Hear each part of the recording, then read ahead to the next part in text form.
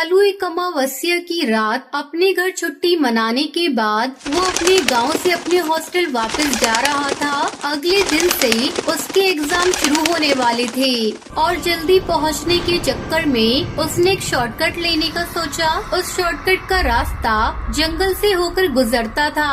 कई पक्षियों का कहना था कि जंगल के उस रास्ते पर कई सारी भूत या चिड़िया की आत्मा देखी गई है, लेकिन कालू को भूतों पर यकीन नहीं था और वो उसी रास्ते पर आगे चलता गया। कालू आगे जा ही रहा था कि उसने अपने पीछे से एक बस आती दिखाई दी। मेन रोड तक पहुंचने के लिए कालू को बस या गाड़ी की जरूरत थी, इसलिए उसने उस बस को हाथ दिखाया और वो बस उसके पास आकर रुक गई। बस में चढ़ने के बाद कालू ने देखा कि बस में बैठे सभी पक्षी उसे देख रहे हैं। उसने बस के आखिर में एक सीट खाली देखी और वहां जाकर बैठ गया। पीछे बैठने के बाद जब उसने आगे देखा तो सारे पैसेंजर उसे ही घूरे जा रहे थे। बस में अगली वाली सीट पर बस की कंडक्टर बैठी हुई थी। कालू ने उससे कहा, अरे कंडक्टर साहिबा, जरा एक टिकट दीजिएगा। तो उस चिड़िया ने बड़े ही अजीब तरीके से कालू को अपने पास बुलाया। एक कौवे, टिकट चाहिए ना? इधर आ, जल्दी आ। कालू को वो कंडक्टर बहुत ही डरावनी नजरों से देख रही थी। कालू ने अपने साथ बैठे पक्षी से कहा, बड़ी अजीब चिड़िया है, ऐसे देख रही है जैसे खा जाएगी। कालू की कहते ही उसके साथ बैठा पक्षी भी उसे वैसी नजरों से घूरने लगा। फिर कालू ने उससे पूछा, भाई साहब बताना, ये बस कहाँ तक जाएगी? तो उसके साथ बैठे पक्षी ने कहा, ये बस चलती रहती है, कभी अपनी मंजिल तक पहुंचती नहीं है।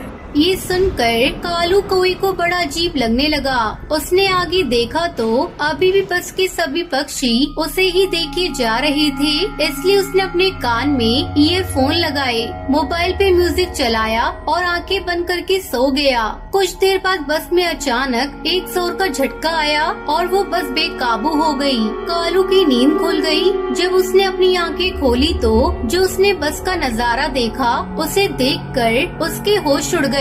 सामने कंडक्टर चिड़िया अपने असली रूप में खड़ी थी। वो कोई और नहीं बल्कि भूत या टूनी चिड़िया की आत्मा थी। बस में बैठा हर पक्षी बहुत अजीब लग रहा था, जैसे वो सब जिंदा मुर्दे हो गए हों। कालू ये सब देखकर बहुत डर गया था और वो बस से निकलने के लिए अपने सीट पर खड़ा हुआ था। तभी भूत या टूनी चिड़िया की आत्मा उसके पास आई। अब तुम्हें कौन बचाएगा कालू कौवे?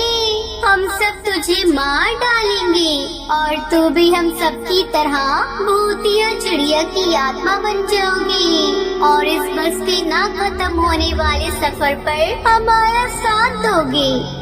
ये सुनकर कालू बुरी तरह कांपने लगा। वो अपनी जगह से हिल भी नहीं पा रहा था। भूतिया कंडक्टर चिड़िया उसके पास आई और कालू का गला पकड़ लिया और उसे हवा में उठाकर जोर से पटक दिया। उसके सर में बहुत गहरी चोट आई, जिसकी वजह से वो बेहोश हो गया। जब उसकी आंख खुली तो वो अपने घर में था। उसका पिता उसके पास ही बैठा था। कालू को होश में आता देख कड़कनाथ सेठ बोला, सुनो कालू की माँ, कालू को होश आ गया है, जल्दी यहाँ आओ।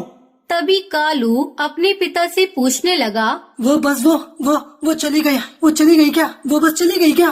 कौन सी बस? तेरा रोड एक्सीडेंट हुआ था। वो तो शुक्र है कि एक जानने वाले पक्षी ने तुझे देख लिया और हमें फोन कर दिया, वरना पता नहीं क्या होता। पूरे 4 दिन बाद होश आया है तुझे। ये सब सुनकर कालू को बहुत अजीब लगा। उस दिन के बाद से कई अमावस्या की रात ऐसी गुजरी जहाँ कालू की जंगल के रास्ते पर एक बस जा रही थी, जिसमें वही पक्षी बैठे दिखते हैं जो उसे दूर से ही घूरते रहते हैं। सिर्फ कालू ही जानता था कि उस दिन उसके साथ कोई रोड एक्सीडेंट नहीं, बल्कि उसका सामना एक भूत या चिड़िया की आत्मा की बस से हुआ था।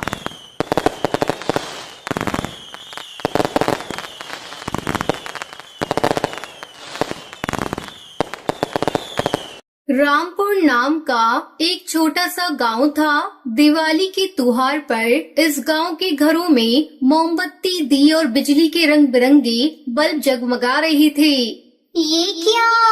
आज तो गांव रंग बिरंगी रोशनियों से जगमगा रहा है। जरा जाकर देखूं तो कहीं आसमान के तारे तो नहीं उतर आए इस गांव में। ये कहते हुए भूतिया टूनी चिड़िया की आत्मा गांव में आ जाती है। भाई दिवाली भी सचमुच अनोखा त्योहार है। देखो ना गांव कैसे जगमगा रहा है। मैं तो कहूँ कि दिवाली का त्योहार साल भर में नहीं बल्कि रोज मनाना चाहिए। हरी की ये बात सुनकर भूतिया चिड़िया की आत्मा गुस्से में कहती है, अरे दिवाली के त्योहार पे इतनी जगमगाहट होती है, फिर तो मैं रोज दिवाली मनाऊंगी। रोज इस गांव के आसमान में रात को जितनी भी तारे चमकते हैं उन सबको चुराऊंगी और अपने घर पर सजाऊंगी। फिर तो मेरे घर रोज दिवाली होगी। उसके बाद भूतिया टूनी चिड़िया की आत्मा पहाड़ी पर बने अपने घर जाती है और वहां जाते ही आसमान पर रहने वाले भूतिया टुन्नू चिड़ा की आत्मा को फोन मिलाती है। हेलो भैया। हेलो छोटी, कैसी हो बहना? कहो कैसे याद किया? भैया क्या आप आसमान से कुछ तारे तोड़कर मेरे पास भेज सकते हो? अरे छोटी, ये कौन सी बड़ी बात है? आज ही अपने दोस्त राहु से कहकर तारे भिजवा देता हूँ। पर मुझे तो रामपुर गांव के ऊपर चमकने वाले तारे चाहिए भैया, ताकि मेरे घर रोज रात दिवाली की जगमगाहट रहे और उस गांव में अंधेरा छा जाए।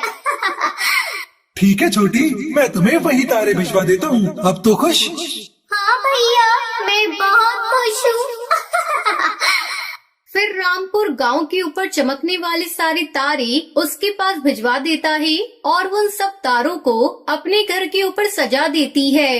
अरे देखो, मेरे घर में तो रोज रात दिवाली की जगमगाहट होती है और उधर रामपुर गांव के ऊपर अंधकार छाया है। बेचारा अकेला चांदी चमक रहा है।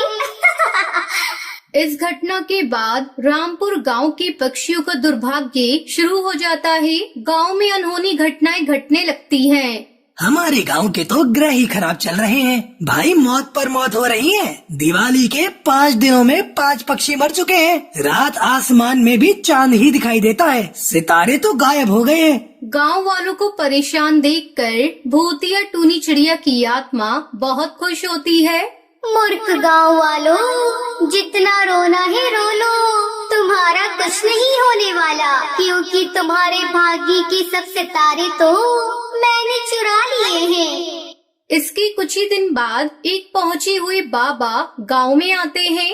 बाबा जी, हम सब गांव वाले बड़े संकट से गुजर रहे हैं। अगर समाधान हो तो बताओ, बड़ी कृपा होगी आपकी। ये कहकर वो बाबा को सब सच बता देते हैं। तुम सब गांव वालों के भाग्य के सितारे एक भूतिया चिड़िया की आत्मा ने चुरा लिए हैं। तुम्हारे गांव के ऊपर चमकने वाले सारे सितारे अब उसके घर में चमकने लगे हैं। बाबा जी, क्या सितारों को वापस लाने का कोई उपाय नहीं है?